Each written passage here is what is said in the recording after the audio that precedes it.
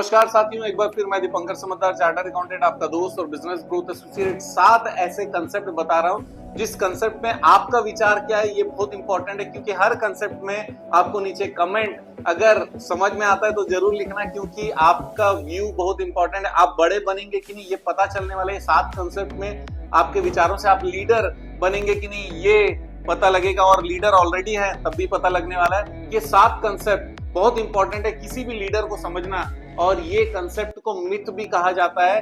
अगर इसको properly apply किया जाए सही तरीके से, आपका व्यापार, आपका पर्सनालिटी, आपका ब्रांड 100 गुना बढ़ने वाला है। जानना चाहेंगे ये सब हो तो वीडियो पूरा देखिएगा, और अभी तक अगर आपने सब्सक्राइब नहीं किया तो सब्सक्राइब, लाइक, शेयर करना मत भूलिएगा। एक चैनल को सपोर्ट भी होना चाहिए, एल्गोरिथम को पता चल जाएगा कि आपको समझ में भी आ रहा है, आप चाहते भी है कि हम लगातार वीडियो आपके लिए बनाते चले। तो आइए दोस्तों शुरू करते हैं। सबसे पहला पॉइंट है everything happens for a reason and it serves us. इसका मतलब है कि हर एक बात जो होता है वो कुछ न कुछ कारणों से होता है और वो हमारे फायदे के लिए होता है। अब इस पे आपका विचार क्या, नीचे कमेंट करिएगा, लेकिन मैं आपको छोटा सा एक एग्जांपल देता हूं। जैसे कोरोना है, कोरोना ने हम लोग को बता दिया कि वर्क फ्रॉम होम जो अमेरिका में होता है वो इंडिया में भी पॉसिबल है। और कोरोना जाने के बाद भी आप देखिएगा कि आपके और आपके परिचित बहुत सारे लोग होंगे जो पहले बेंगलोर में जाकर रहते थे, हैदराबाद में जाकर रहते थे, पुणे में जाकर रहते थे, नोएडा में जाकर रहते थे, गुड़गांव में जाकर रहते थे, दिल्ली में जाकर रहते थे, वहां पर रहकर काम करते थे। टेक्नोलॉजिकल वर्क हो, चाहे मार्केटिंग वर्क हो, चाहे कॉलिंग हो, या फिर किसी और तरीके से बिजनेस के टॉप लीडिंग टीम में हो, वो सारे लोग आज के दिन घर से बैठकर भी काम कर रहे हैं, क्योंकि कंपनियों को ये समझ में आ गया कि इंडिया में ये कल्चर आ गया कोरोना के कारण, और वो कल्चर का पूरा फायदा कंपनी उठा रही है, क्योंकि इसके कारण उनको किराए में जगह लेने की जरूरत नहीं है। एक लैपटॉप दे दिया, वो अपने घर में बैठकर सारा टेंशन उसका है, काम खत्म करके देना भी उसका टेंशन है, और केवल वेतन देना है। इससे बढ़िया क्या हो सकता है, ऐसा मुझे लगता है। आपको क्या लगता है ये बताइएगा। दूसरा बिलीफ है there is no such thing as failure. इसका मतलब फेलियर जैसा कुछ होता ही नहीं है। फेलियर जैसा कब होता है मालूम है? जब आपने प्रयास नहीं किया तब भी फेलियर है, जब आपने एक प्रयास किया तब भी फेलियर है, जब आप लगातार प्रयास करते रहे और जब तक सक्सेस नहीं मिला तब तक प्रयास करते रहे, तो फिर वो फेलियर कहलाएगा या नहीं कहलाएगा, नीचे कमेंट करिएगा। लेकिन मैं आपको बता दूं अब्राहम लिंकन के बारे में, 21 साल की उम्र से उन्होंने स्ट्रगल करना चालू किया, बिजनेस किया, बिजनेस डूब गया। 24 साल की उम्र में फिर बिजनेस किया, बिजनेस डूब गया। उसके बाद वो पॉलिटिक्स में चले गए और लगातार लड़ते रहे, लेकिन फेलियर है। 47 की उम्र में उन्होंने वाइस प्रेसिडेंट के लिए लड़ा, फेलियर रहे। 49 की उम्र में सीनेटर के लिए लड़ा, फेलियर रहे। लेकिन 52 की उम्र में वो प्रेसिडेंट बने। तो फेलियर अब्राहम लिंकन के लिए नहीं था क्या, या दूसरों के लिए खाली फेलियर होता है? इनके लिए देखिए 21 ईयर से 52 ईयर जब तक थे तब तक उन्होंने स्ट्रगल किया, लगातार वो लड़ते रहे। तो क्या फेलियर पहले जो भी हुआ वो सारा फेलियर है, या फिर प्रेसिडेंट बनने की नींव था वो सारा फेलियर? ये आपको तय करना है। तो फिर आपको कमेंट किस पे करना है? There is no such thing as failure. इसका मतलब फेलियर कभी कुछ होता ही नहीं है। आप मानते हो यस और नो? तो लिखना पड़ेगा पॉइंट नंबर 2 यस और नो। विलियम शेक्सपियर ने एक चीज बोला है कि our doubts are our traitors and takes out all good in us. इसका मतलब हमारा जो डाउट होता है वो हमारे लिए बागी है, और हमारा कुछ भी अच्छा होने वाला रहता है तो वो हराने के लिए पूरा काम करते हैं। लेकिन अगर आपने डाउट्स निकाल दिया तो आप जीत जाएंगे, right? Whatever failure happens take responsibility. क्या ये करना चाहिए? कुछ भी हार गए, कोई भी असुविधा हो गई, कहीं पर हम लोग जीत नहीं पाए, रिस्पॉन्सिबिलिटी लेना चाहिए। यस और नो? अगर आपको लगता है यस तो फिर चौथे पॉइंट पे लिखिएगा यस। क्यों?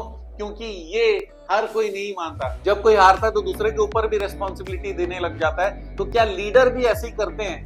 आप बताइए चौथे पॉइंट में आप क्या बिलीव करते हो? क्या हारने पर खुद रिस्पॉन्सिबिलिटी लेना चाहिए? यस और नो? पांचवा पॉइंट है it's not necessary to understand everything to use them. इसका मतलब हर चीज हमको आना जरूरी नहीं है अगर उसको इस्तेमाल करना है। फॉर एग्जाम्पल indiafilings.com है, वो एक इंजीनियर ने चालू किया, वहां पर सीए सर्विसेज से रिलेटेड सारा काम होता है, लेकिन उसका मालिक जो है, ओनर जो है, प्रोमोटर जो है वो सीए है ही नहीं। इसका मतलब उनको स्पेशलाइज नॉलेज है ही नहीं, जरूरी भी नहीं है। क्यों?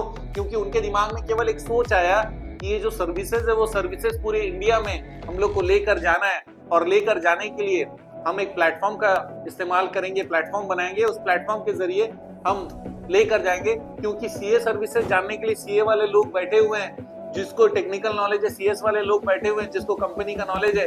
तो अलग से खुद जानना जरूरी नहीं है, खुद कंसेप्ट क्लियर होना जरूरी है। इसका मतलब हर वो चीज जो आपको इस्तेमाल करना है उसके बारे में नॉलेज होना जरूरी नहीं है, ऐसा बिलीफ है। लेकिन आप मानते हो कि नहीं? नीचे कमेंट करिए 5वें पॉइंट पे, क्या आप मानते हो कि हर चीज का नॉलेज होना जरूरी नहीं है अगर इस्तेमाल करना है? यस और 6वां बिलीफ है, people are your greatest resources. लोग आपके सबसे बड़े रिसोर्सेज हैं। देखिए, कभी भी अगर प्रॉब्लम हो जाए तो सिस्टम से हो सकता है आपको बहुत सारा चीज नहीं मिल रहा होगा, लेकिन सिस्टम से भी ज्यादा आपका टीम आपका मदद कर सकता है। हमेशा आपका टीम एक स्टेप आगे लेकर जा सकता है, आपके दोस्त एक स्टेप आगे लेकर जा सकते हैं, आपका फैमिली एक स्टेप ज्यादा सैक्रिफाइस कर सकता है। और लोग अगर मोटिवेट रहे तो जितना कैपेसिटी है उससे ज्यादा भी मेहनत कर सकते हैं, जितना कर रहे हैं उसका डबल ट्रिपल भी कर सकते हैं। तो लोग जबरदस्त रिसोर्सेस हैं, अगर उसको इस्तेमाल सही तरीके से किया जाए, उनको मोटिवेट किया जाए, उनको इंस्पायर किया जाए, उनको रीजन बताया जाए कि क्यों हम लोग मिलकर एक जबरदस्त टीम बनाते हैं। आप ये मानते हैं क्या कि पीपल हमारे ग्रेटेस्ट रिसोर्सेस हैं? ये 6वां पॉइंट है, यस और नो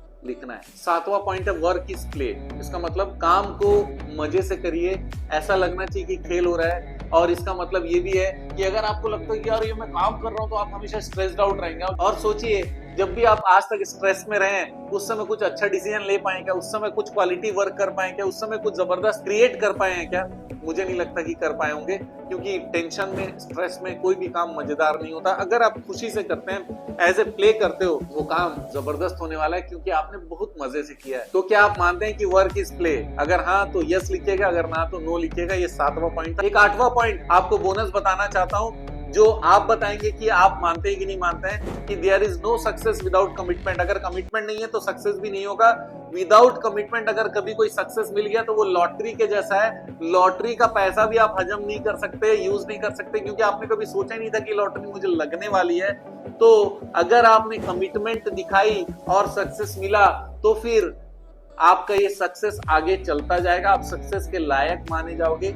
ये आप मानते हो, यस और नो? अगर हाँ तो 8वां पॉइंट में यस या नो लिखिएगा, क्योंकि ये बोनस पॉइंट है। दोस्तों, ये बहुत इंपॉर्टेंट पॉइंट्स मैंने आपके साथ डिस्कशन किया। अगर आप लीडर हो तो थोड़ा सा तकलीफ करके ये सारे पॉइंट में यस या नो जरूर लिखिएगा। आप जानते हैं हमारा मिशन है हमेशा आप लोगों की मदद करना और समय पर सारी जानकारी देना। तो बने रहेगा मेरे साथ, वीडियो को शेयर जरूर करिएगा। आपका दिन जबरदस्त और शुभ हो।